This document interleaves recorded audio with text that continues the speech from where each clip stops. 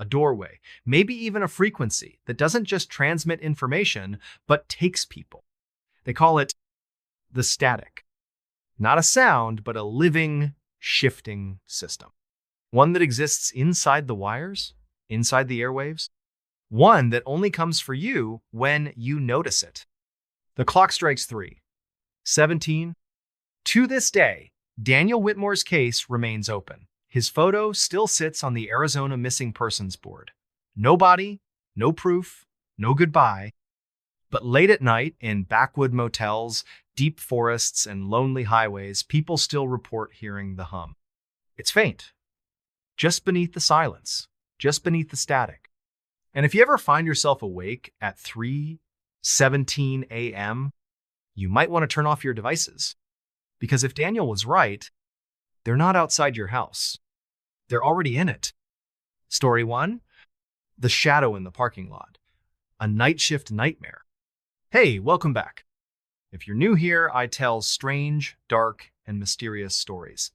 Today's story takes us to the cold, early morning hours of a hospital parking lot in Minnesota.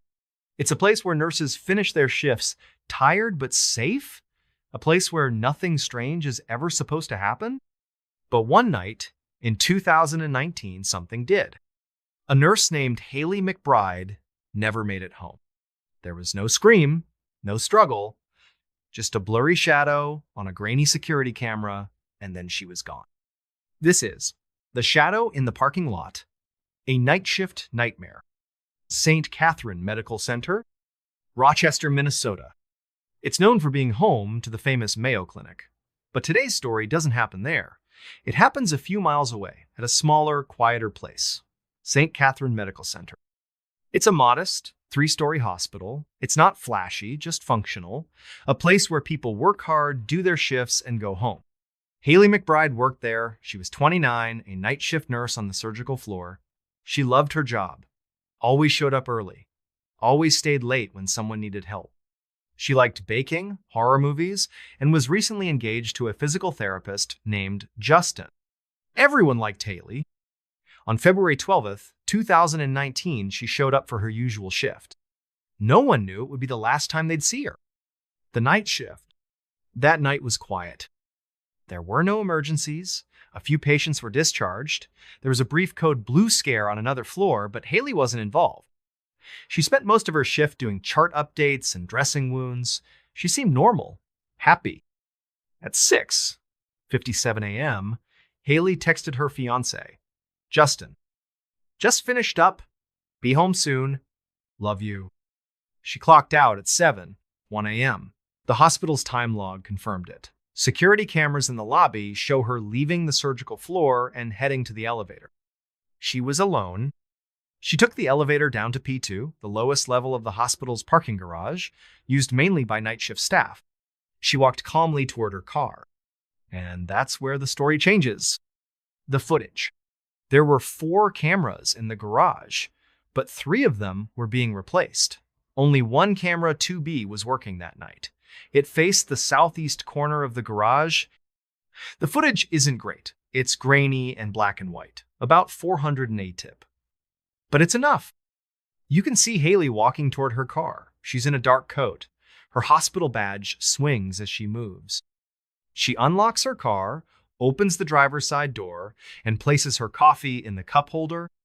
Then the lighting in the garage flickers. And from the edge of the frame, a shadow steps into view. Tall, blurry, no visible face, no identifying features. Haley doesn't react. She doesn't turn, doesn't scream. 1 second. She's there. The next, she's gone. Her car door remains open. The coffee, still steaming. The search begins. By 9:00 a.m., Justin started to worry. Haley wasn't home, wasn't answering texts. He called the hospital. Security reviewed the camera footage. That's when they found the clip. At 10:42 a.m., police arrived and locked down the parking garage. Haley's car was still there. The driver's door was wide open. Her purse was on the passenger seat, wallet inside, keys in the ignition. Her phone was found just under the car, screen cracked. There were no signs of a struggle, no blood, no footprints. Only Haley's fingerprints were on the car. No one saw her leave. Theories. The case went public. People started guessing. Theory 1. She was kidnapped by an ex-boyfriend, but Haley didn't have one. She and Justin had been together since college. Theory 2. A coworker did it, but everyone on shift was accounted for. The elevator logs showed no one else went to the garage at that time. Theory 3. A stranger was hiding in the garage, but the entrance was gated and no other cars went in or out. The footage didn't show anyone else leaving. No answers, just more questions. The calls. 2 days later, the hospital's front desk received a call at exactly 3:17 a.m. The voice was male, calm, slightly distorted. He said, "She's not ready yet," then hung up. They traced the number. It was disconnected. The next night, same thing. 3:17 a.m. Same voice, same words. This happened for 5 nights. Then it stopped. Haley's diary.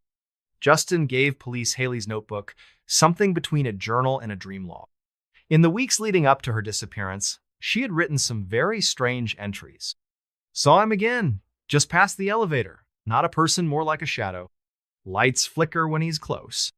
No face, just presence. She'd even drawn a figure, tall, dark, no face. One final note said, "I think he waits, not just for me, for others too." The other case. After Haley's disappearance, a detective dug up a report from 6 months earlier. A janitor named Tracy Lynn had vanished. She worked the same shift, parked in the same garage. Her last clock out time, 3:16 a.m. Her case was ruled a likely runaway. But now, everything looked different. There was no footage of Tracy's last moments. That camera 2B, had malfunctioned. But her keys had been found, right beneath that same camera. Same pattern, same silence. Motion sensors. 3 weeks after Haley disappeared, the hospital's maintenance team reviewed motion logs. At exactly 3:17 a.m., on the night after her disappearance, a sensor was triggered in P2. No video, just motion. The following week, same time, same sensor. Every week after that, 3:17 a.m., something moved, but nothing was seen. The final night. On March 19th, just over a month later, Justin returned to the hospital garage. He parked Haley's car in the same spot, sat inside, alone. He left a recorder running. At 3:15, silence. 3:16, a low humming sound. 3:17, a loud pop. The lights flickered. And then footsteps. Slow, close, but no one visible. Then a whisper. Still not ready. The recording is now part of the official police file. Unsolved. To this day, Haley McBride has not been found. There's no evidence of foul play. No ransom, no leads, no suspects. Camera 2B has since been replaced. But every year, on February 12th, the new camera malfunctions at exactly 3:17 a.m. Staff who work night shift now avoid parking on P2, especially after midnight. And every year, on the anniversary of her disappearance, someone leaves a cup of coffee with steam still rising on the hood of Haley's car. No one sees who does it. Thanks for listening. If you liked this strange, dark, and mysterious story, follow for more. And if you ever work the night shift and park in a basement garage, maybe leave a little earlier. Because when the clock hits 3:17, you might not be alone. Story 2. The clock stopped at 3:17. The unsolved murder of Claire Monroe. Hey, welcome back. If you're new here, I tell strange, dark, and mysterious stories. Today, we're headed to the fog-wrapped coastal town of Barrow Cove, Maine, a quiet place where bad things aren't supposed to happen. But in 2016, something did. A woman named Claire Monroe was found dead in her locked living room. There were no signs of a break-in, no evidence of a struggle, no motive, just her body and one strange detail. A wall clock had mysteriously stopped at the exact time of her death. 3:17 a.m. The clock stopped at 3:17, the unsolved murder of Claire Monroe. Barrow Cove. Barrow Cove is small, less than 40 people, the kind of place where everyone knows everyone. It's tucked along Maine's rocky coastline. Lots of fog, lots of fishermen, and generations of quiet, simple living. Claire Monroe grew up here. She was 27, soft-spoken, creative. She worked from home as a freelance illustrator for children's books. She lived alone in a charming Victorian house on Dunmore Street. Her parents had died in a car crash years earlier, and she'd inherited the home. She kept it exactly how they left it: creaky floorboards, stained glass windows, and all. October 28, 2016, a Friday night. Fog rolled in early. The air was cold, sharp. Claire texted her older sister Abigail at 9:58 p.m. "Gonna work late. Don't worry. I'll call you tomorrow. Love you." That was the last anyone heard from her. Something's wrong. The next morning, Claire missed a Zoom call with a client. That was strange. Her phone went to voicemail. Her inbox stayed silent.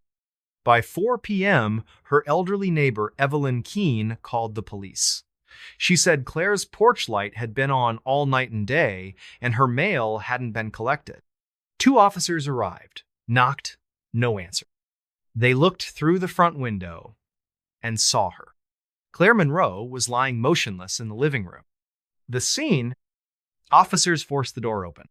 Claire was on her back, near the fireplace, wearing pajama pants and a hoodie. Her face was peaceful, not twisted in fear.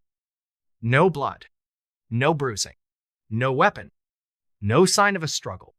Doors locked from the inside. Windows latched shut. Chimney sealed with an iron cap.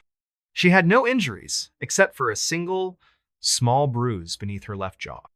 The coroner later said it was a carotid strike, a precise hit that can cause immediate unconsciousness and death.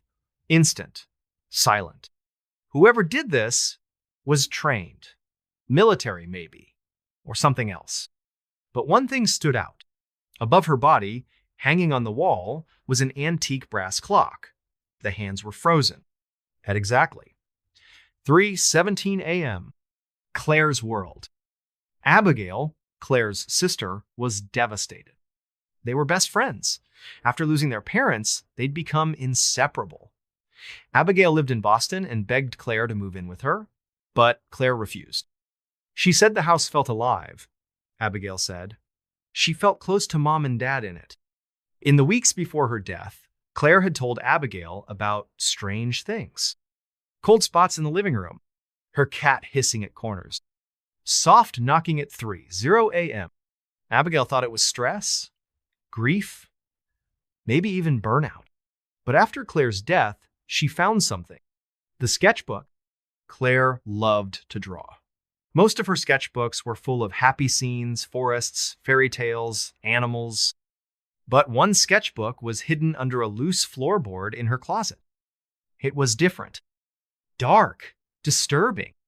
It showed a tall, faceless man, always wearing a long trench coat and a wide-brimmed hat. In every sketch, he was getting closer. First, outside the house. Then at the window. Then, standing behind Claire. On the last page, in shaky handwriting, she wrote, "He waits. I don't let him in, but I think he found another way." Theories. The case shocked Barrow Cove, but no one had answers. Theory 1, a professional hit, but Claire wasn't involved in anything criminal. Theory 2, suicide. But the carotid strike was too precise. The coroner ruled out self-infliction. Theory 3, something not human. That's when the town's old legends resurfaced. The Watcher. Barrow Cove has an old story. Locals used to talk about a spirit called the Watcher of Dunmore Street. In the 1800s, several women died mysteriously in locked rooms. No blood, no sign of entry, no explanation. In every case, a clock had stopped. They said the Watcher was drawn to grief, loneliness, sadness.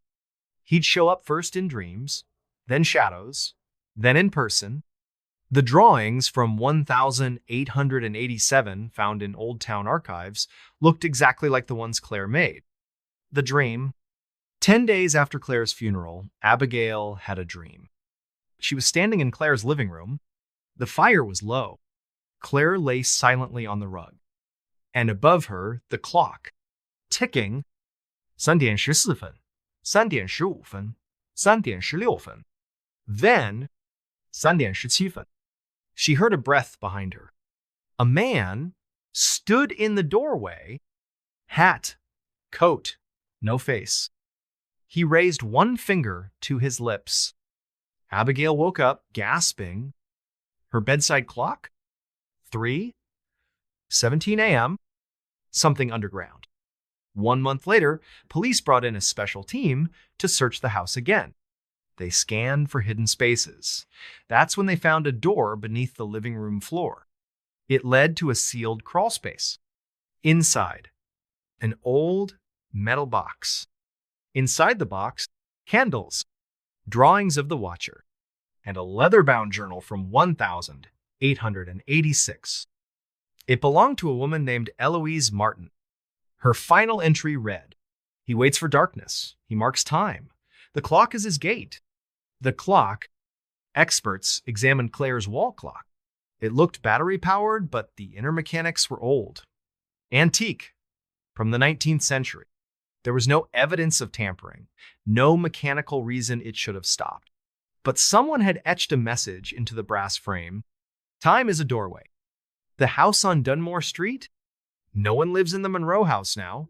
It's still standing, untouched. Real estate agents won't sell it. Neighbors say the porch light flickers every October, same week Claire died. And late at night, you can hear ticking. Faint. Until it stops. Always at 3:17 a.m. Thanks for listening. If you liked this story, follow for more strange, dark, and mysterious tales. And if your clock ever stops at 3:17 a.m., don't open the window. Don't check the hallway. And whatever you do, don't let him in. Story 3. Letters from the Attic. The Forgotten Files of 1981. Hey, welcome back. If you're new here, I tell strange, dark, and mysterious stories. And today's story starts with something ordinary. A young couple buying a new house. An old fixer-upper with charm, history, and a locked attic door. But what they found inside wasn't just dust and cobwebs, it was a box. A box full of letters. Each one described a crime.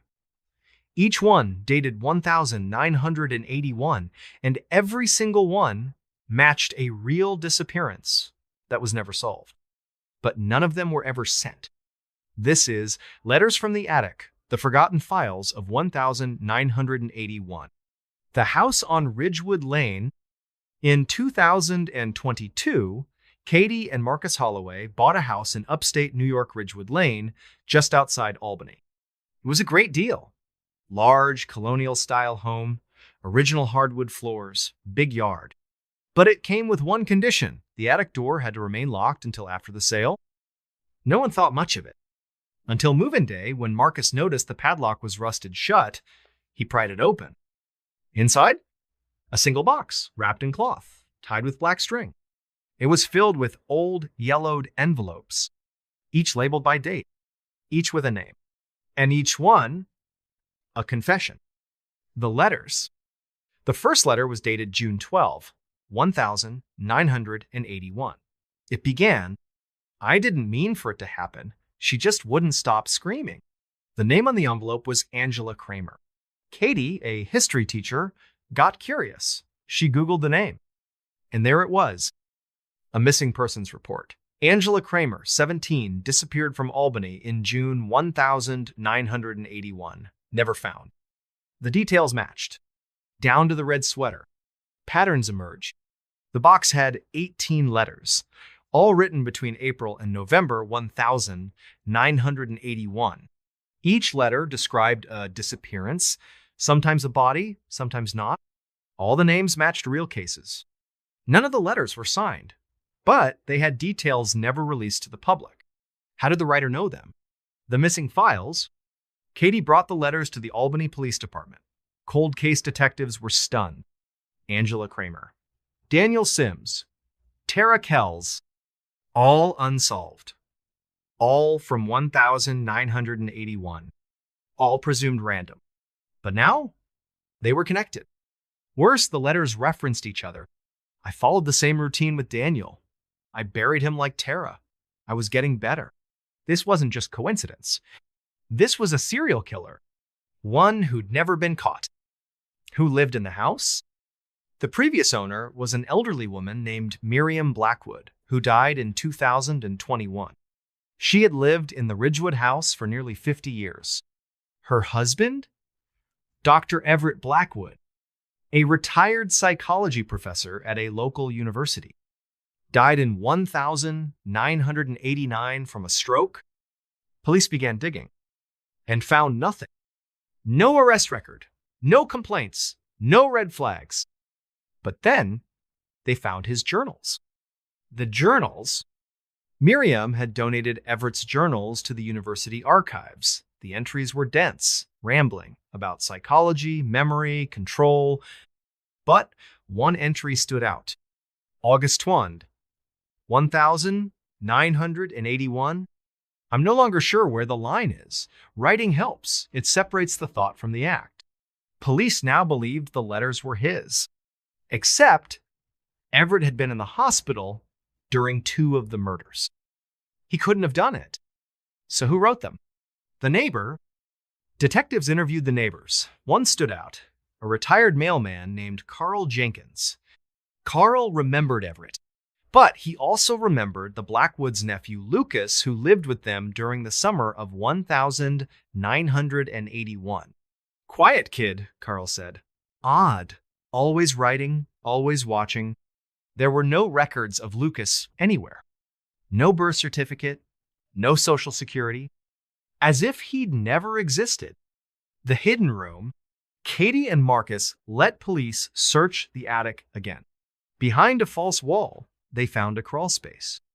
Inside, a cot, a small desk, dozens of empty envelopes, and one locked metal box. Inside, a set of Polaroids. Each one showed the victims. Alive. Bound.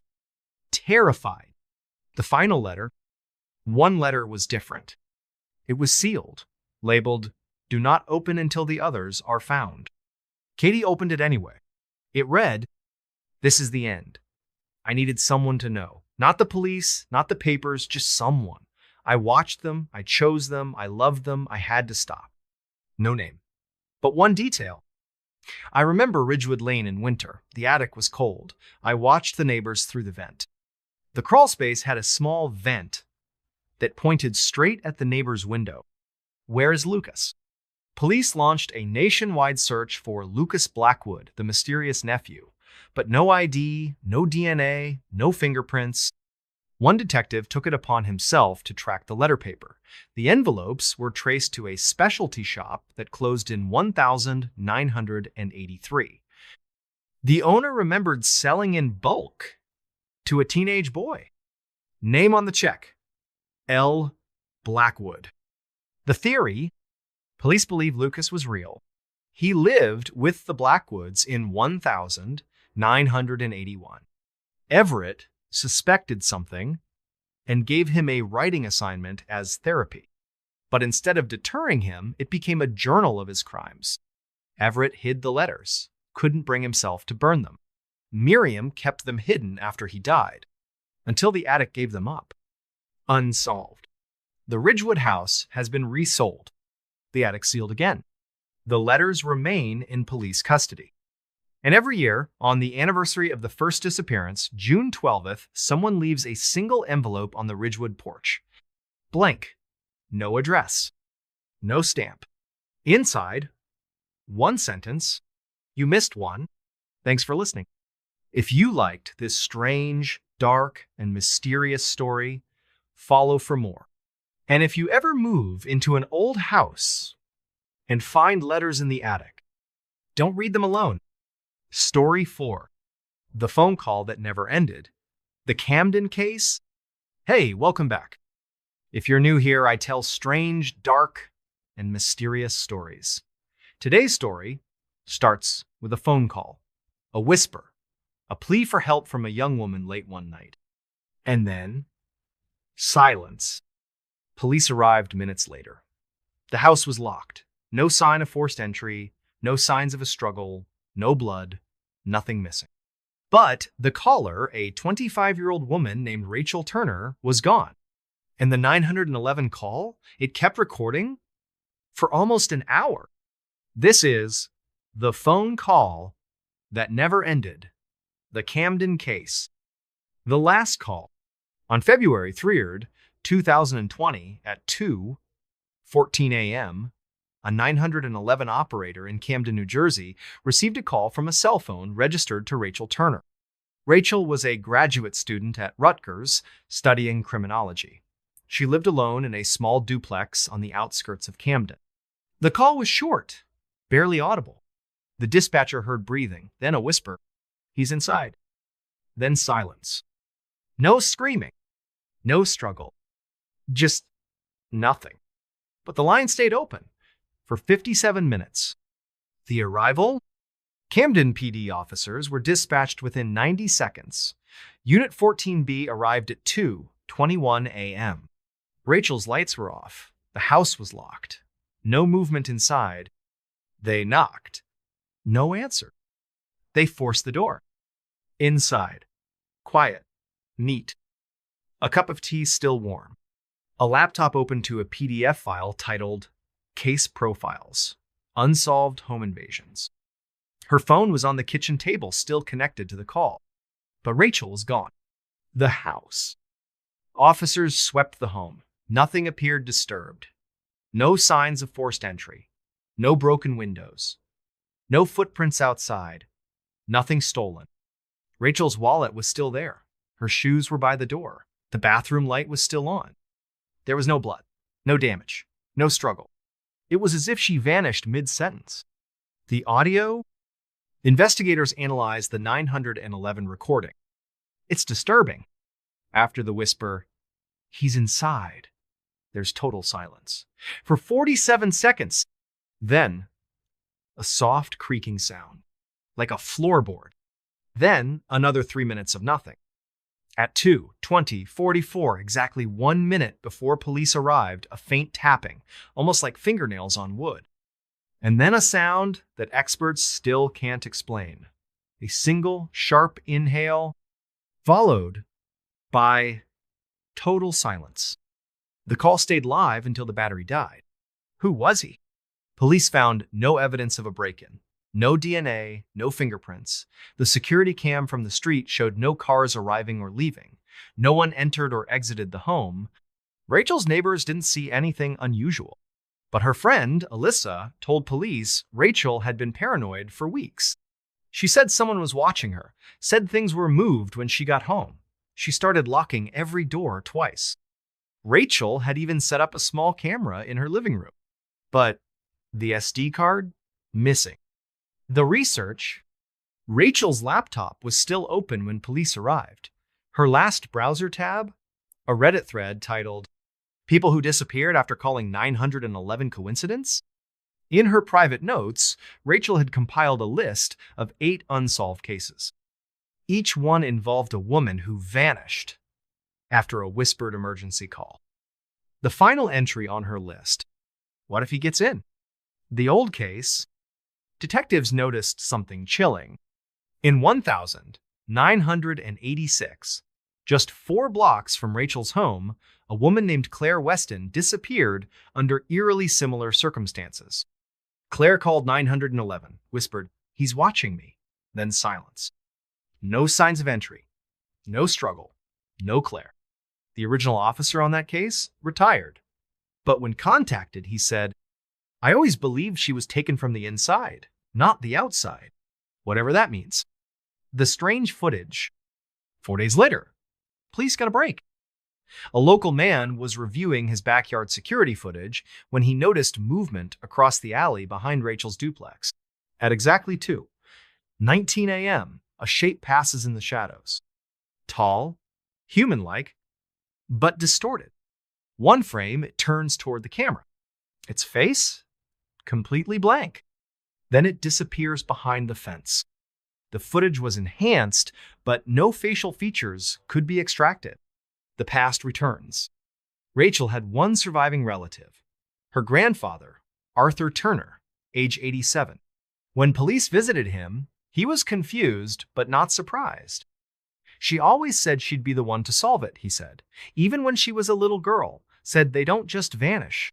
When asked what he meant, Arthur said she knew about the house, about Camden, about the calls, she just didn't know when. The files. One last clue was found on Rachel's encrypted USB drive. It was labeled Camden Calls. Inside were 12 audio files, each one a 911 call. Each one ended in silence, each from a different decade, each from a different town, but all had one line in common. He's inside. Unsolved. Rachel Turner has never been found. Her case remains open. Police still can't explain the audio anomalies, the vanishing, or the figure caught on video. And every year on February 3rd at 2:14 a.m., a new call comes in. No caller ID. No voice. Just a whisper. He's inside. Then silence. Thanks for listening. If you liked this strange, dark, and mysterious story, follow for more. And if you ever whisper for help and no one answers, you better hope he's not already inside. Story 5. The Girl by the Tracks, a Midnight Mystery. Hey, welcome back. If you're new here, I tell strange, dark, and mysterious stories. And tonight's story is about a girl, a train, and a time. 12:03 a.m. One moment, she was walking home. The next, she was gone. Her phone pinged near the railway, but her body was found 2 towns away. No footprints, no tire tracks, no suspects. Just a question that still haunts an entire county. What happened to Emily Reese? This is The Girl by the Tracks, a Midnight Mystery. The last night, April 18th, 2021. Emily Reese was 19, a freshman at Oak Ridge Community College in Pennsylvania. She was quiet, bookish, and obsessed with mystery novels. That night, she left a study session at her friend's house around 11:42 p.m. They lived less than a mile from her dorm. She usually walked. It was a safe area, well lit, suburban, peaceful. She said goodbye, stepped outside, and texted, "On my way, cold out, wish I had gloves." That was the last message she ever sent. The ping, at exactly 12:03 a.m., Emily's phone pinged a cell tower near the old railroad crossing off Miller Road, a route she didn't usually take. 30 seconds later, her phone shut off. No calls, no texts, no signal. Police believe she was within 20 feet of the tracks, but no one saw her. And by sunrise, her phone was dead. The discovery, at 6:48 a.m., a jogger in the town of Belmore, nearly 12 miles away, called 911 after spotting something near a dry creek bed. It was Emily. Face down. No blood. No visible injuries. Her backpack was intact. Phone missing. And her shoes? Completely clean. Not a speck of dirt. No wear. The weirdest part?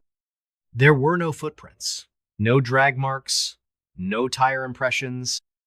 It was as if she was dropped there. From above, the autopsy, the coroner found something strange. Emily had no signs of trauma. Her internal organs were normal. Time of death, around 12:05 a.m., just 2 minutes after her phone pinged. She had dirt under her fingernails, but no wounds, no struggle. Toxicology? Clean. The official cause of death? Undetermined. Unofficially? Nothing made sense. The camera that lied. Emily's route home had 5 traffic cameras. Only 3 caught her walking. The fourth, positioned right at Miller Road, glitched out. 12. 2 a.m. The screen pixelates. 12. 4 a.m. It comes back. Emily never appeared on the fifth camera. The train theory. One theory suggested Emily tried to hop a freight train near Miller Road, but experts ruled that out. The train logs showed no stops. The engineers saw no one. And even if she had jumped, she wouldn't end up 12 miles against the wind and terrain. Besides, there were no injuries. The stranger, a week after Emily's death, a Reddit thread popped up on a local true crime forum. User, Signal Lost 3. Post title, I saw her. I saw a girl standing on the tracks that night. She didn't look scared. She looked like she was listening, like someone was talking to her. The IP was traced to a public library. No identity ever confirmed. The rumors, locals began whispering about the old railway. Years ago, a train derailed near Miller Road, killed 11 people, one of them a girl named Lena Dawes, also 19. Her body was never recovered. The conductor's last transmission, there's someone on the tracks, but she's not solid. Ever since, people say they've seen her. The shadow. 2 months later, police finally located Emily's phone. It was found near the original ping location at the base of a tree. Still intact. Battery dead. Forensics recovered a single photo from the cloud, taken at 1 a.m. A blurry image. Darkness, mist, and in the distance, a silhouette. Tall, thin, standing in the middle of the tracks. Looking straight at the camera, the journal. Emily kept a personal journal. Most of it was normal, but 2 entries stood out. April 12th. Weird dream. I was walking the tracks. Someone behind me, not chasing, just there. April 16th. Felt it again today, like I was being led somewhere. Miller Road? She underlined it twice. Unsolved. Emily Reese's case remains open. No suspect. No cause of death. No explanation. Just a single moment in time, 3 a.m., when something changed. To this day, hikers near Belmore Creek report seeing a girl standing near the trees. She never moves. She never speaks. She just waits. Thanks for listening. If you enjoyed this strange, dark, and mysterious story, follow for more. And if you ever find yourself walking near train tracks and feel like you're not alone, you might be right. Story 6. Voices from Apartment 3. The neighbor no one saw. Hey, welcome back. If you're new here, I tell strange, dark, and mysterious stories. And today's story comes from a quiet building on a quiet street in a city full of noise. A young woman, a locked apartment, no sign of a break-in, no clear cause of death, and the only thing left behind was a voice. This is Voices from Apartment 3B, the neighbor no one saw. The teacher, her name was Lena Hartley, 28, first grade teacher. She had just moved to the city of Springfield, Massachusetts to start her dream job. Lena was kind, soft-spoken, and organized, the kind of person who had a planner and a backup planner. In August 2021, Lena signed a lease for Unit 3B at the Waverly Arms Apartments, a modest 4-story brick building in the Maple Hill neighborhood. Rent was cheap, the building was old, but Lena didn't mind. She liked vintage charm, she liked her solitude. What she didn't know was that Apartment 3B had a history. The final week, on September 9th, Lena taught her usual morning class. Nothing out of the ordinary. She graded papers, chatted with coworkers, and left around 4:30 p.m.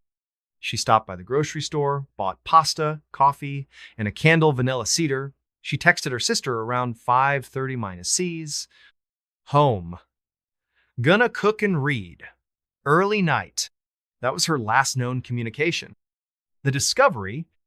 3 days later, Sunday morning, Lena missed brunch with her coworkers. They called. No answer. Her phone rang, then went straight to voicemail. By evening, her school called emergency contacts. Her sister drove 2 hours to Springfield. She got the superintendent to let her into Lena's building. Apartment 3B was locked from the inside. When police arrived, they broke down the door. Lena was found lying on the floor in her bedroom.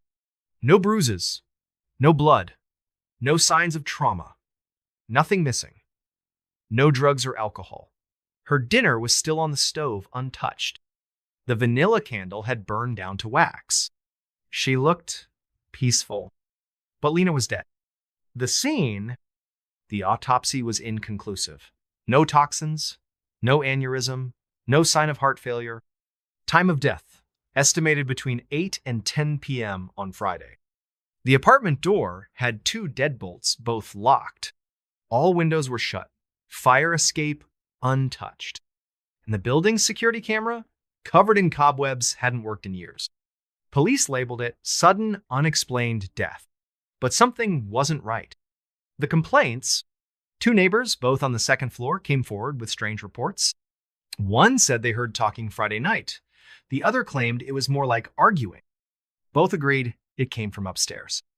But Lena lived alone. There was no TV on, no music, and Lena was known for being quiet. So, who was she talking to? Apartment history. A deeper look into Unit 3B revealed something odd. 3 tenants in the past 6 years had broken their lease within 90 days. 2 cited uncomfortable feelings. 1 filed a formal complaint claiming whispers in the vents. That complaint was dismissed. No one ever investigated. The audio device. Lena's sister, while cleaning out the apartment, found something in Lena's closet. A small digital voice recorder. It had 2 files. One was from August 26th. Lena speaking, "I keep hearing someone upstairs, but no one lives above me. I don't know if I'm imagining it." The second file was recorded the night she died. Timestamp. September 9, 4 p.m. It's 3 minutes long. It starts with quiet music, likely her phone playing. Then, a faint tapping. Lena's voice. "Hello?" Silence. Then another voice. Male. Soft. Inaudible. Lena again. "Who's there?" Silence. Then, the sound of a door clicking open. Then, nothing. The vent. Building maintenance later confirmed something eerie. A disused vent shaft ran from the basement through the center of the building. It passed directly behind the walls of apartment 3B. Anyone in the basement could technically whisper through it. And Lena's bedroom wall backed up to that shaft. The basement. Police searched the basement. Behind a false panel, they found a small space. Stained mattress. Food wrappers. A box of matches labeled vanilla cedar. And on the wall, scratched words. "No one listens but her." DNA was collected, matched to a former tenant, a man named Gregory Vane. He had lived in Unit 3B second 12 years earlier. Evicted after complaints of stalking, he had vanished, never resurfaced. The neighbor no one saw. Lena's case remains open. Official cause: sudden, unexplained death. But the vent shaft is now sealed. The basement? Locked. And apartment 3B? Vacant. But new tenants still report hearing voices, usually around 9:00 p.m.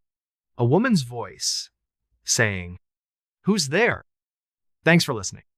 If you liked this strange, dark, and mysterious story, follow for more. And if you ever hear voices in the wall, make sure you're the only one home. Story 7. The Cold Trail of Jacob Knox. Missing in the Mountains. Hey, welcome back. If you're new here, I tell strange, dark, and mysterious stories. And today's story begins with something simple. A weekend hike. A man. A trail. A clear sky. But by Monday morning, he was gone. No message. No signs of distress. No body. Just one boot sitting in the snow. This is The Cold Trail of Jacob Knox, Missing in the Mountains. The hiker, Jacob Knox, was 33. a software engineer from Portland, Oregon. Loved photography, snowboarding, and hiking. He had logged over 20 trail miles in his lifetime. He wasn't reckless. He was known for his planning. On February 19th, 2022, Jacob left his apartment with a 3-day pack. He told his neighbor, "I'm heading up to the Sisters." He meant the Three Sisters Wilderness, part of the Cascade Mountains, a stunning, rugged expanse known for deep woods and dangerous weather shifts. He parked his car at the Pole Creek trailhead and vanished. The last signal, Jacob's GPS tracker pinged at 9:04 a.m. 2 miles up the trail. That was the last transmission. No calls, no texts, no photos uploaded. When he didn't return Monday, friends contacted search and rescue. The snow had started falling by then. The search? Volunteers and SAR teams combed the area for 9 days. Helicopters, dogs, drones. They found Jacob's boot, a left La Sportiva hiking boot, 4.2 miles from the trailhead, near a frozen creek. It was just sitting there, upright, no prints leading to or from it. No backpack, no jacket, no blood, nothing. The journal, Jacob often documented his hikes in a small waterproof notebook. They found it zipped inside a weatherproof map case, tucked under a pine root 200 yards from the boot. His last entry was dated February 19, 2:18 p.m. Saw something across the ridge, looked like a person, but wrong, long arms watching me. No further entries. The strange signal. On day 11 of the search, a ranger received a distress signal from a repeater tower in the hills. Just 3 words. Cold, lost, watching. It pinged once, then disappeared.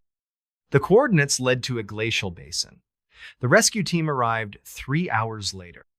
No footprints, no signal, no Jacob. The camera trap, game wardens placed wildlife cameras across the trails. One captured something. On the night of February 20th, at 3:12 a.m., 36 hours after Jacob disappeared, a camera 6 miles from the trailhead recorded 8 seconds of movement. A man, thin, barefoot, walking quickly. No gear, no jacket, just one boot on his left foot. His face is turned but partially obscured by snow. No one knows if it was Jacob. The legend, local tribes have stories about the mountains. They speak of Skel Mulat, the Watcher in White, a spirit that follows those who hike alone. It's said to mimic voices, lure travelers off trail, steal warmth from the living. Old stories. Elders say the creature chooses one person each season and leaves only one thing behind. The theories, Reddit and forums exploded with theories. Hypothermia madness. Jacob got lost, disoriented, began shedding clothes, and wandered to his death. Animal attack. Except there was no blood, no signs of struggle. Human threat. A stranger, stalker, or hermit in the woods. Paranormal. Some insist the photo looks off the figure's proportions, seem inhuman. One post went viral. Look at the legs, they're bending the wrong way. The call? On April 12, nearly 2 months after Jacob disappeared, his sister got a phone call from a blocked number. She picked up. A crackling voice, quiet, strained, said, "Tell them to stop looking." Then silence. Police traced the call to a payphone in a closed-down gas station, 75 miles away. The security camera was smashed. Unsolved. Jacob Knox is still missing. No body. No gear. Just one boot. And 100 questions. Every spring, hikers leave small offerings at the Pole Creek trailhead. One boot, a note, a whisper, for the ones still walking. And every so often, someone hears a voice in the wind. Cold, lost, watching. Thanks for listening. If you liked this strange, dark, and mysterious story, follow for more. And if you're ever hiking in the mountains alone and feel like something is behind you, keep walking. And don't look back. Story 8. The Silent Hitchhiker, Gone After Mile 42. Hey, welcome back. If you're new here, I tell strange, dark, and mysterious stories. And today's story takes place on a long, foggy road in Northern California. A man is driving alone when he sees a figure standing by the side of the highway. He pulls over. That was the last time anyone saw him or the hitchhiker. This is The Silent Hitchhiker, Gone After Mile 42. The driver. His name was Daniel Whitaker. He was 26 years old, worked as a freelance photographer, and was on a solo road trip from Sacramento to Oregon. Daniel loved road trips. He would stop and take pictures of old bridges, diners, and nature along the way. On March 3rd, 2023, Daniel left Sacramento in his old silver Honda Civic. He planned to reach Ashland, Oregon by the next evening. But Daniel never made it past mile marker 42 on Highway 96. The final call. Daniel called his mom around 7:20 p.m. He told her, "There's a lot of fog out here. Barely anyone on the road. It's peaceful." That was the last time she heard from him. At 8:06 p.m., a traffic camera caught Daniel's car driving north just past mile 41. Fog was thick, headlights dim, but nothing seemed out of place. The discovery. The next morning, a state trooper found Daniel's Honda Civic parked neatly on the shoulder near mile marker 42.3. The driver's door was open, keys still in the ignition, phone and wallet on the seat, no sign of a struggle, no footprints, no Daniel. He was gone. The witness, a truck driver named Carla, passed that stretch of road the night Daniel vanished. She later told police, "I saw a car pulled over and someone standing beside it. Looked like a man in a hoodie. And someone else, shorter, just standing there. Didn't move." She remembered something odd. The second figure wasn't facing the road. It was just standing, still, staring into the woods. She assumed it was just a broken down car. The security cam. A store owner in the nearby town of Happy Camp reviewed his outdoor security footage. At 8:32 p.m., Daniel's car drove by. In the passenger seat, a figure wearing white, pale skin, not moving. 2 minutes later, the car came back. Same figure, still motionless. Then, nothing. Who was the hitchhiker? Daniel didn't mention picking up anyone. No one matching the description was reported missing. No fingerprints in the car besides Daniel's. The seatbelt on the passenger side was locked, meaning someone had recently sat there. Police tried facial recognition on the blurry footage. No matches. Local legend. Residents around Highway 96 have stories. They talk about a ghost, a woman in white, who appears on foggy nights near mile 42.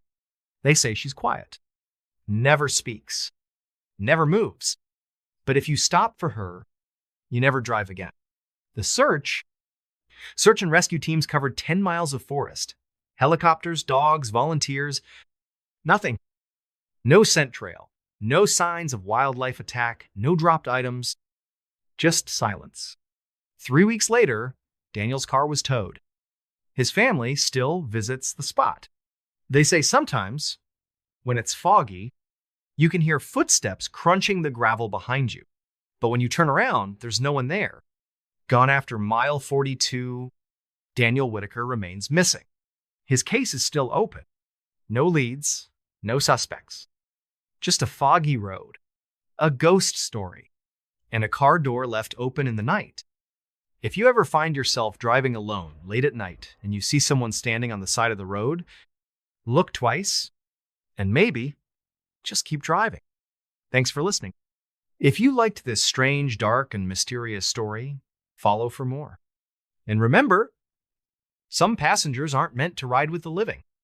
Story 9, Whispers in Cabin 12, The Murder at Lake Willow. Hey, welcome back.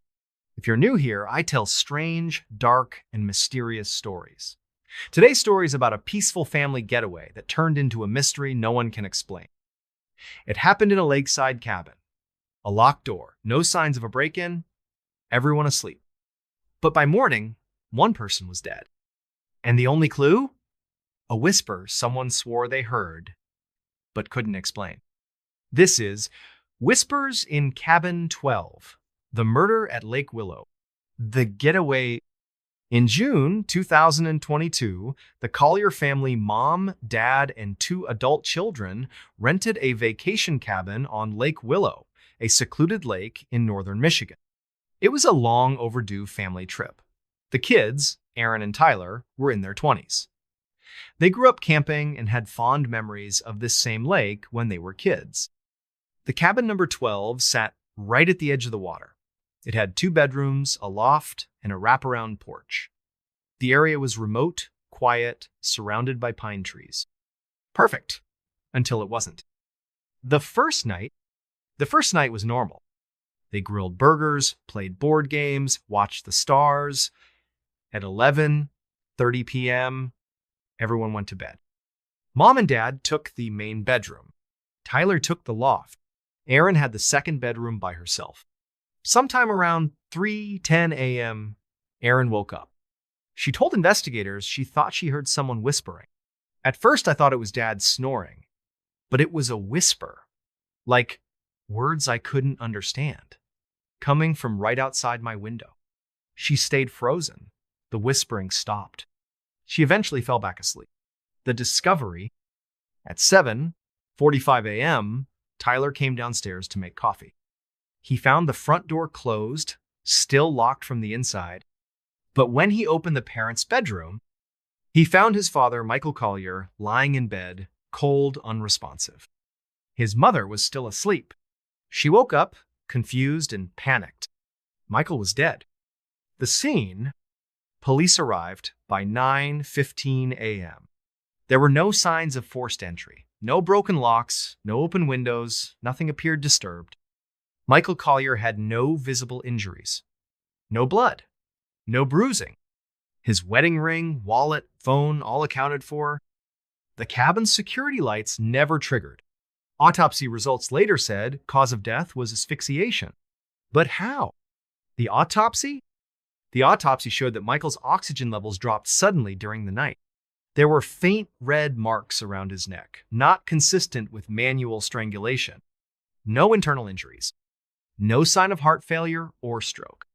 Toxicology came back clean. No signs of carbon monoxide or drugs. Time of death: estimated between 2:55 and 3:20 a.m. Remember, that's around the same time Aaron said she heard whispering. The history of Cabin 12. This is where things get strange. The owners of the cabin rental company told police something disturbing. Back in 1997, another guest, a man in his 30s, died in that same room, same bed, cause of death, unknown. Autopsy said respiratory failure. In 2011, a woman staying in cabin 12 reported waking up to voices near her head, even though she was alone. Twice in the last 10 years, guests left early because they felt something breathing next to them at night. The rental owners never shared this publicly, but they knew the camera. Tyler had set up a wildlife camera on the deck the night before. He was hoping to catch deer or raccoons. At 3:07 a.m., the camera activated. There's 10 seconds of footage. Fog covers the lake. The porch is empty. But at the 6-second mark, a small figure appears at the edge of the frame. Very thin, very pale, no obvious features. And then it's gone. The family never saw it in person. The noises? 2 days after the incident, the cleaning crew entered cabin 12. One of them, an employee named Cassandra, refused to return. She told the owner, "I heard someone breathing upstairs. I went up, no one there. Then a whisper right behind me." She quit that day. The whispers. Police investigated the cabin. They found no hidden doors, no crawl spaces. The only ventilation came through an old floor vent that connected both bedrooms. But the weird part, inside that vent, they found a single piece of paper folded tightly. On it, written in pencil, "It watches. It waits." What really happened? The case was ruled suspicious but inconclusive. There was no break-in, No natural cause of death. Just the unexplained. The Collier family never returned to Lake Willow. The mother moved out of state. Tyler stopped hiking. Erin refused to talk to reporters. But she told one podcast host, "I don't think it came in. I think it was already there." Cabin 12. Cabin 12 is still listed online, still rented out. But every year, around the second week of June, someone reports strange dreams. One woman last year wrote in her review, "I loved the lake, but every time I closed my eyes, I heard whispering, like it was coming from under the bed." Cabin 12 has no basement. Thanks for listening. If you liked this strange, dark, and mysterious story, follow for more. And if you ever stay in a cabin near a quiet lake and hear someone whisper your name, don't whisper back. Story 10. The Vanishing of Emily Hart, a Small Town Secret. Hey, welcome back. If you're new here, I tell strange, dark, and mysterious stories. And today's story is about a small town, the kind with one diner, one church, and a whole lot of secrets. In towns like this, everyone knows everyone. So when a young woman disappears without a trace, it's not that people don't know what happened. It's that no one will say. This is The Vanishing of Emily Hart, a Small Town Secret. The last shift. Emily Hart was 24 years old.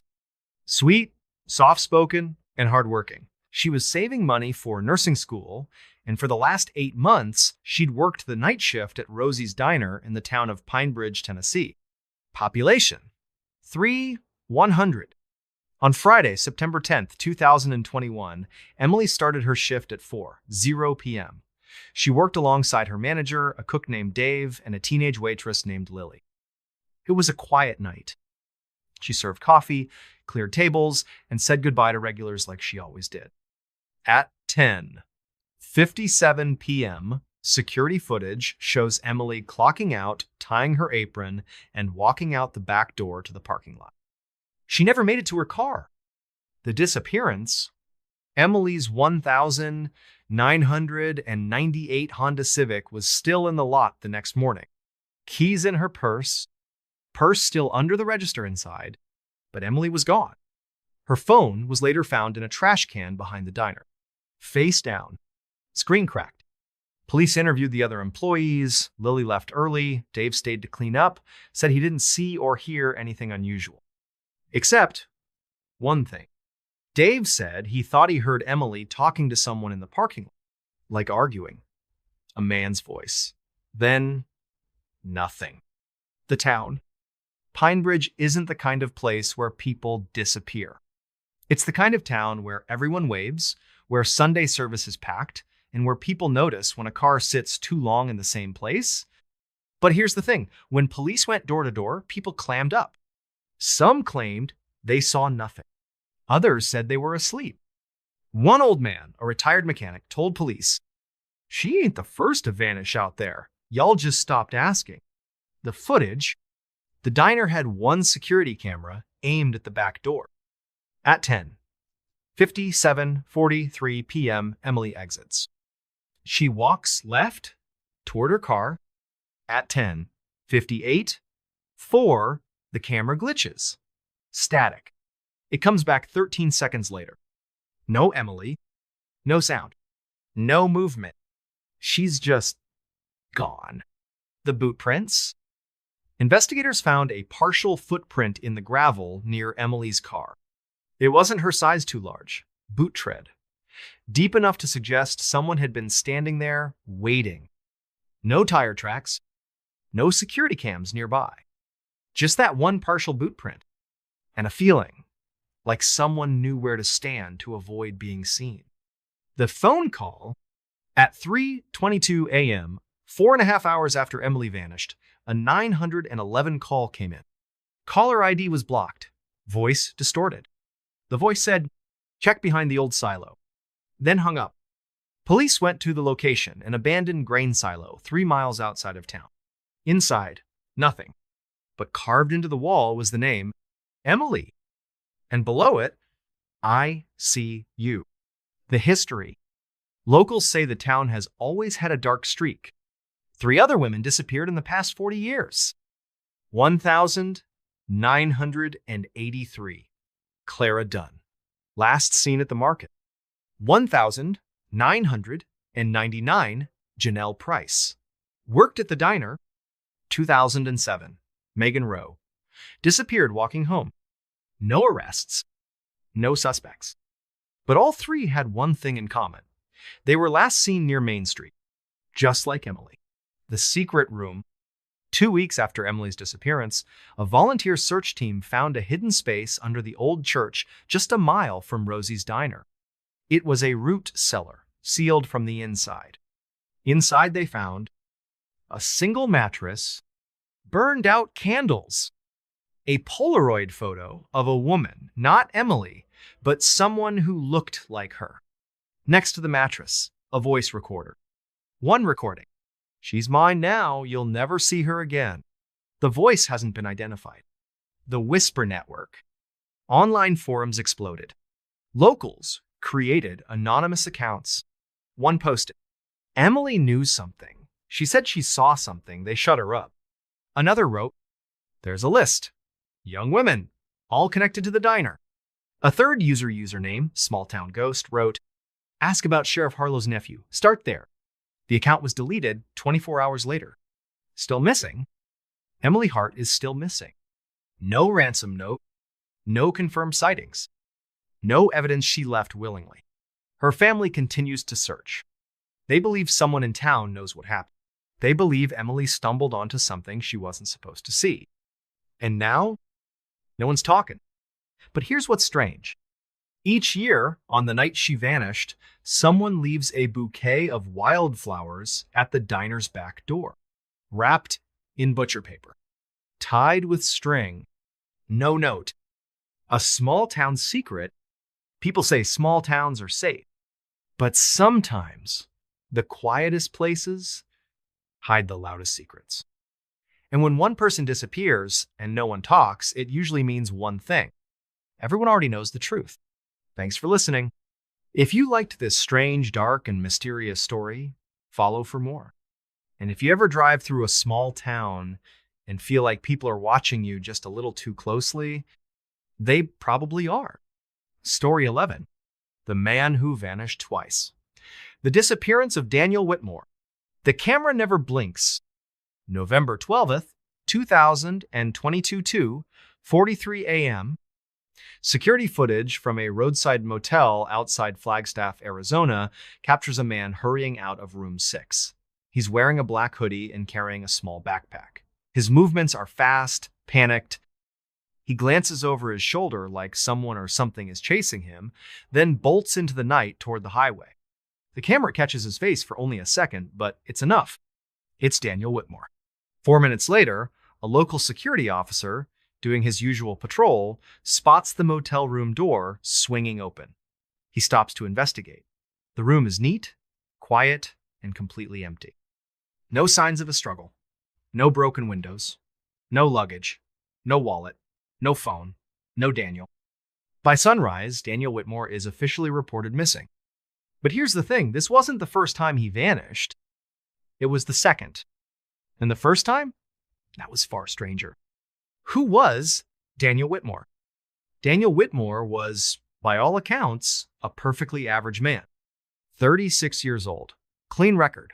Worked as a network systems technician at a mid-sized financial firm in Tempe, Arizona. Quiet, reliable, punctual. Lived alone in a modest 2-bedroom apartment.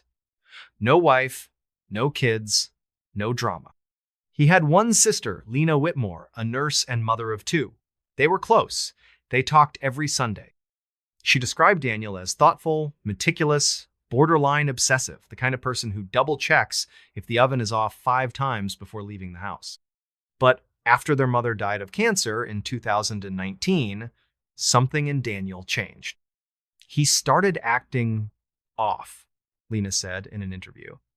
He was still polite, still Daniel, but it was like he was always looking over his shoulder, like something was following him.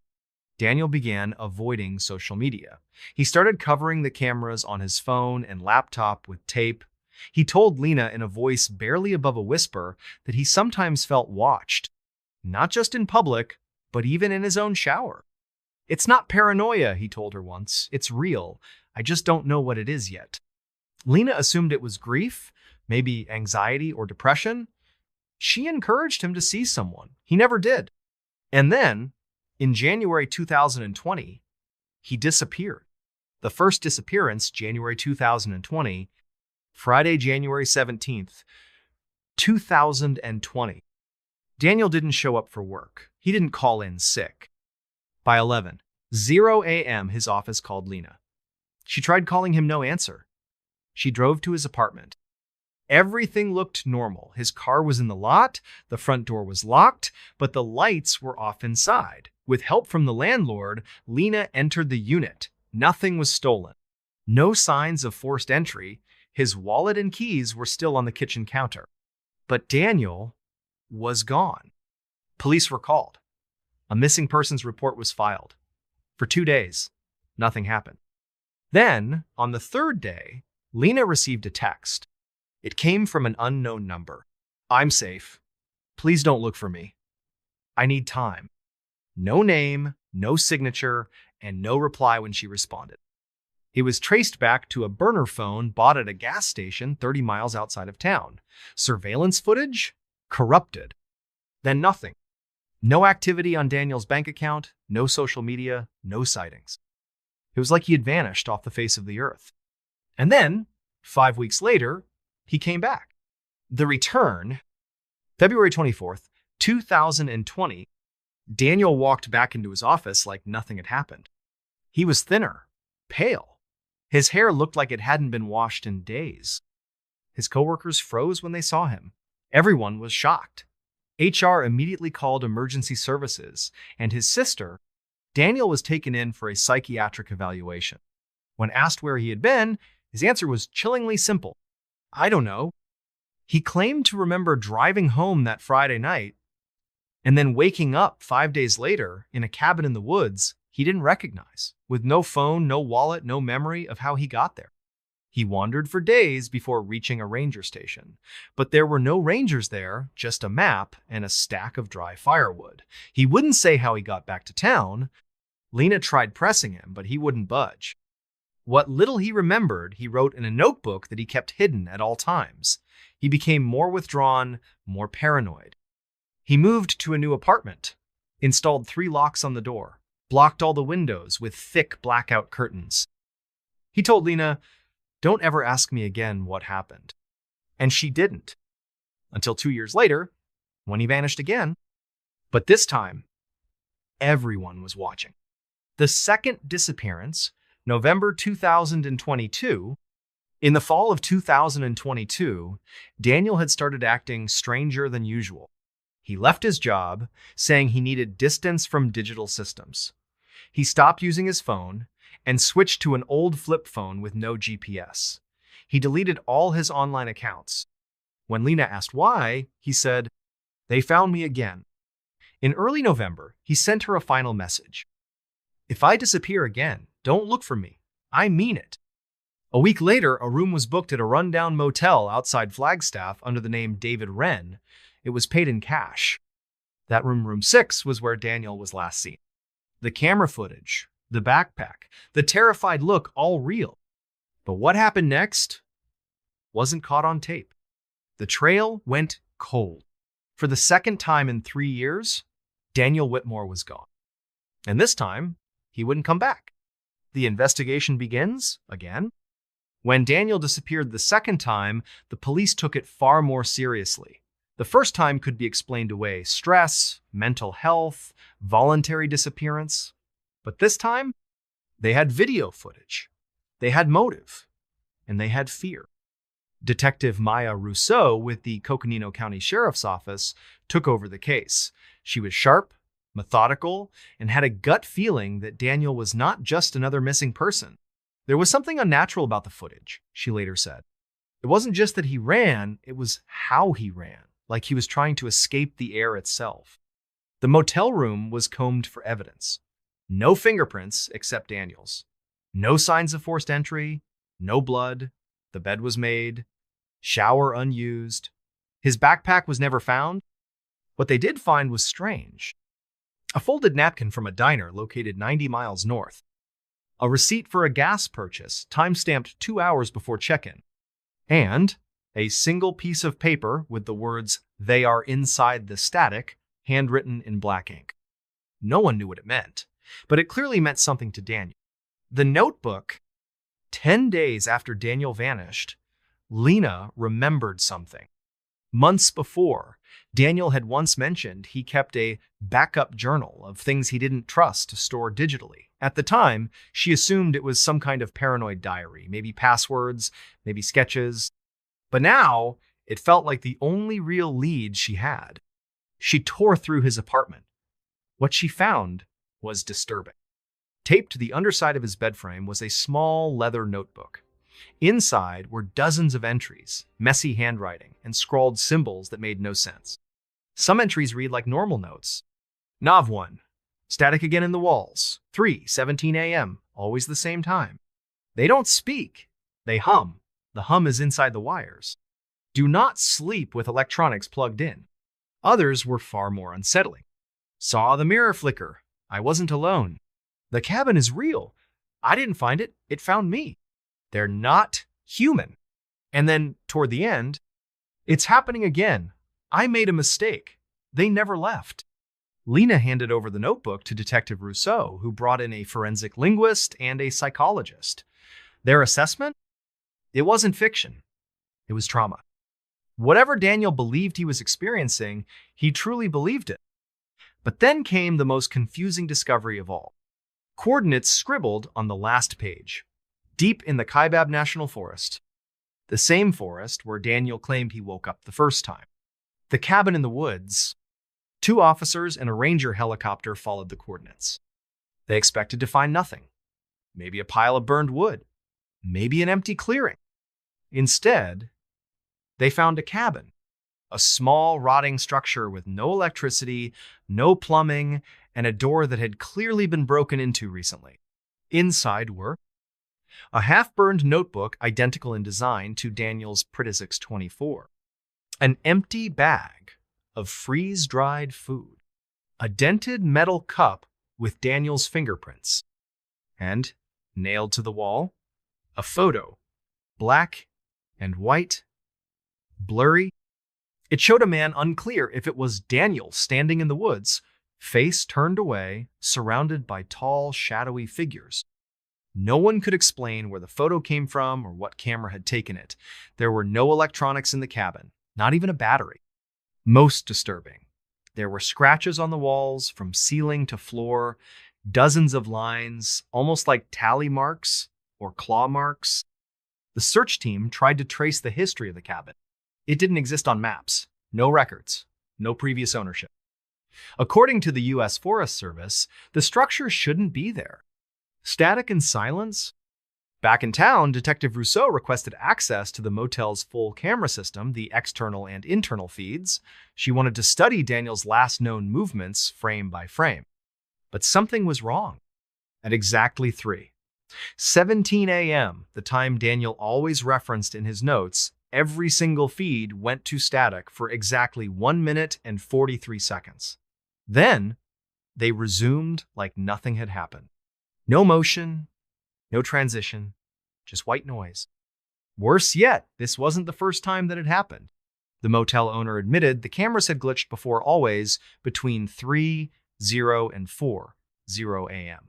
Always for exactly the same amount of time. He'd replaced the system twice. The glitch still happened. No explanation from technicians. No electromagnetic interference. Just static. And that brings us to the present. Daniel Whitmore has now been missing for over 2 years. No sightings, no activity, no remains. But what was once considered a voluntary disappearance is now seen by many as something else entirely. The final clue, it's March 2023, 4 months after Daniel's second disappearance. Detective Rousseau receives a phone call from a retired radio technician named Ed Tillman, who used to service shortwave towers in northern Arizona. He had read about Daniel's case in a local paper, and something clicked. He claimed that back in January 2020, the exact week Daniel first disappeared, he and a coworker detected a sudden spike in analog signal interference across several towers near Kaibab Forest. That in itself wasn't too unusual. What was unusual was what they picked up.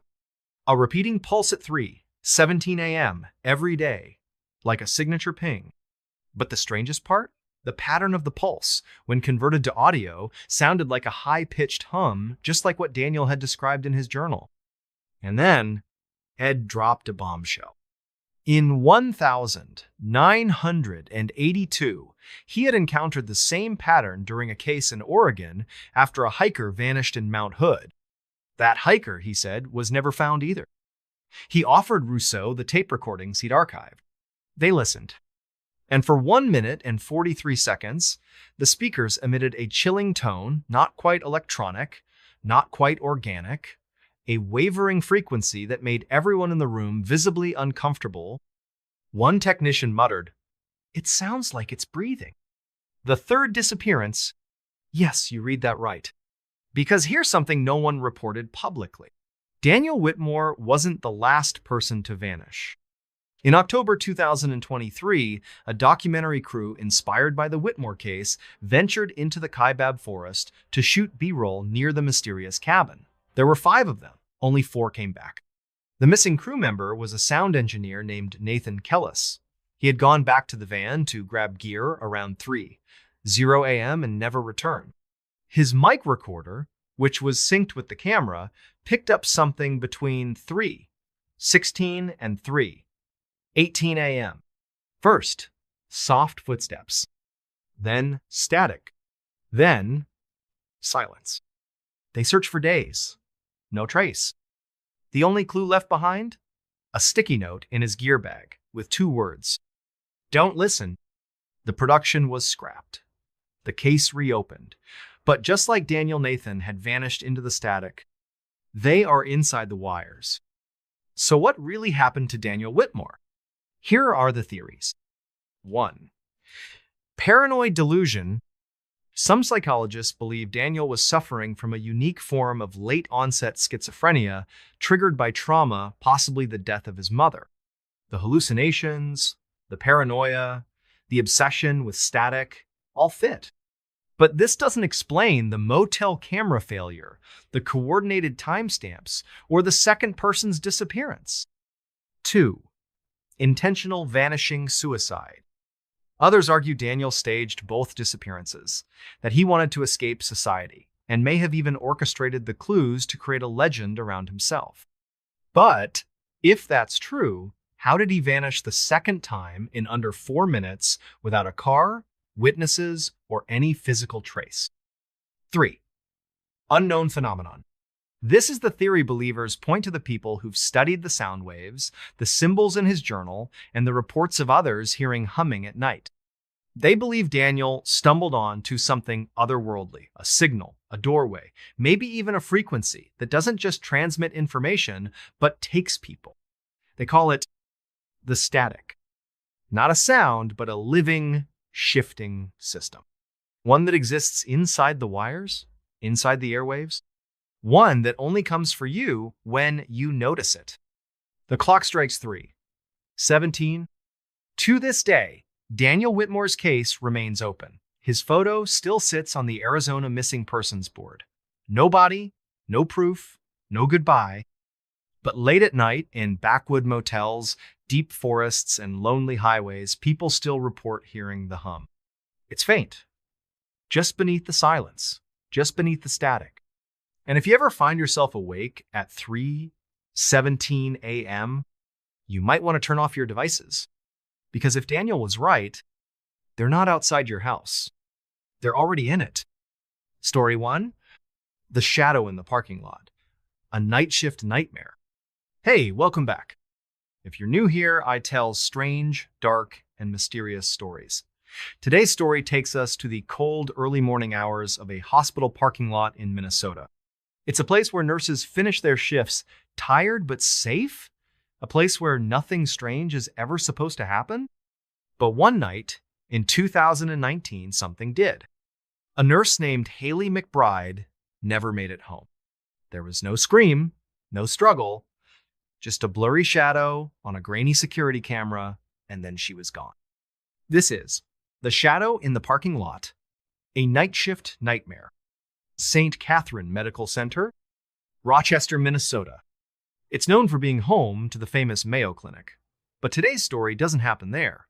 It happens a few miles away at a smaller, quieter place, St. Catherine Medical Center. It's a modest, 3-story hospital. It's not flashy, just functional. A place where people work hard, do their shifts, and go home. Haley McBride worked there. She was 29, a night shift nurse on the surgical floor. She loved her job. Always showed up early. Always stayed late when someone needed help. She liked baking, horror movies, and was recently engaged to a physical therapist named Justin. Everyone liked Haley. On February 12th, 2019, she showed up for her usual shift. No one knew it would be the last time they'd see her. The night shift. That night was quiet. There were no emergencies. A few patients were discharged. There was a brief code blue scare on another floor, but Haley wasn't involved. She spent most of her shift doing chart updates and dressing wounds. She seemed normal, happy. At 6:57 a.m., Haley texted her fiancé, Justin. Just finished up. Be home soon. Love you. She clocked out at 7:01 a.m. The hospital's time log confirmed it. Security cameras in the lobby show her leaving the surgical floor and heading to the elevator. She was alone. She took the elevator down to P2, the lowest level of the hospital's parking garage, used mainly by night shift staff. She walked calmly toward her car. And that's where the story changes. The footage. There were 4 cameras in the garage, but 3 of them were being replaced. Only one camera 2B was working that night.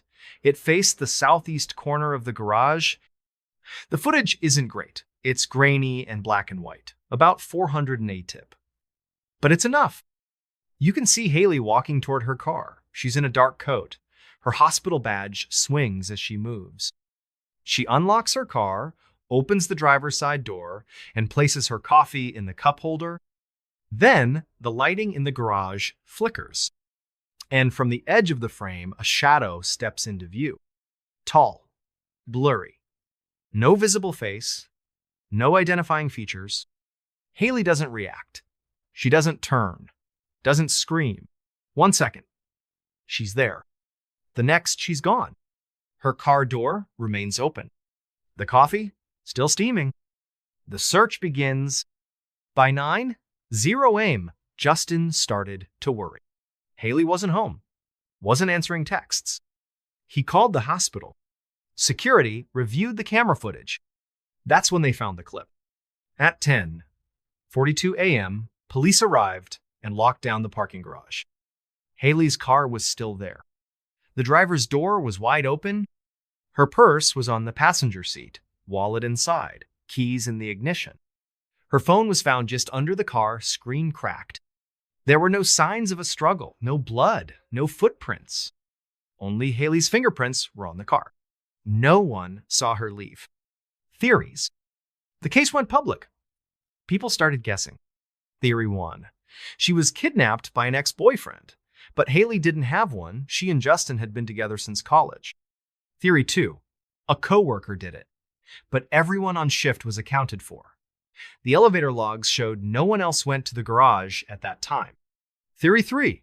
A stranger was hiding in the garage, but the entrance was gated and no other cars went in or out. The footage didn't show anyone else leaving. No answers, just more questions. The calls. 2 days later, the hospital's front desk received a call at exactly 3:17 a.m. The voice was male, calm, slightly distorted. He said, "She's not ready yet," then hung up. They traced the number. It was disconnected. The next night, same thing. 3:17 a.m. Same voice, same words. This happened for 5 nights. Then it stopped. Haley's diary. Justin gave police Haley's notebook, something between a journal and a dream log. In the weeks leading up to her disappearance, she had written some very strange entries. Saw him again, just past the elevator. Not a person, more like a shadow. Lights flicker when he's close. No face, just presence. She'd even drawn a figure, tall, dark, no face. One final note said, "I think he waits, not just for me, for others too." The other case, after Haley's disappearance, a detective dug up a report from 6 months earlier. A janitor named Tracy Lynn had vanished. She worked the same shift, parked in the same garage. Her last clock out time, 3:16 a.m. Her case was ruled a likely runaway. But now, everything looked different. There was no footage of Tracy's last moments. That camera 2B, had malfunctioned. But her keys had been found, right beneath that same camera. Same pattern, same silence. Motion sensors. 3 weeks after Haley disappeared, the hospital's maintenance team reviewed motion logs. At exactly 3:17 a.m., on the night after her disappearance, a sensor was triggered in P2. No video, just motion. The following week, same time, same sensor. Every week after that, 3:17 a.m., something moved, but nothing was seen. The final night. On March 19th, just over a month later, Justin returned to the hospital garage. He parked Haley's car in the same spot, sat inside, alone. He left a recorder running at 3:15 silence. 3:16 a low humming sound. 3:17 a loud pop. The lights flickered. And then footsteps. Slow, close, but no one visible. Then a whisper. Still not ready. The recording is now part of the official police file. Unsolved. To this day, Haley McBride has not been found. There's no evidence of foul play. No ransom, no leads, no suspects. Camera 2B has since been replaced. But every year, on February 12th, the new camera malfunctions at exactly 3:17 a.m. Staff who work night shift now avoid parking on P2, especially after midnight. And every year, on the anniversary of her disappearance, someone leaves a cup of coffee with steam still rising on the hood of Haley's car. No one sees who does it. Thanks for listening. If you liked this strange, dark, and mysterious story, follow for more. And if you ever work the night shift and park in a basement garage, maybe leave a little earlier.